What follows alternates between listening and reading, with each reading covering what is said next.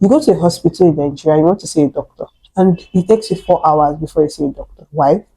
There's shortage of doctors in Nigeria because every doctor is leaving for my own argument. So you mentioned doctors and nurses leaving the country for greener pastures. Yeah. Now there's a term that we call brain drain.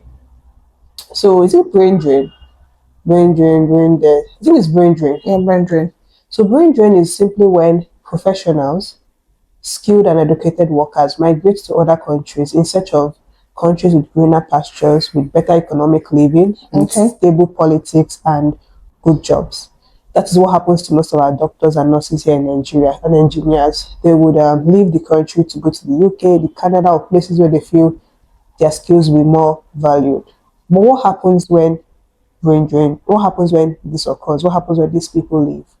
You go to a hospital in Nigeria, you want to see a doctor, and it takes you 4 hours before you see a doctor. Why? There's shortage of doctors in Nigeria because every doctor is leaving. There's a shortage of nurses in Nigeria because every nurse is leaving.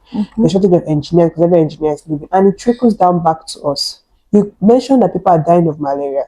Malaria is because while there are no good medical facilities, there's also no proper medical personnel. When everybody leaves the country, research has shown that it actually weakens innovations and slows development. And we see it when, yes, you've gone over there, you're helping them, but what happens to us here? When people go to the hospital, they don't get care because the nurses are not even enough. And nurses are overworked here because when professionals leave a country, it leads to a brain drain. It leads to a brain death in the economy. And this is what happens as a result.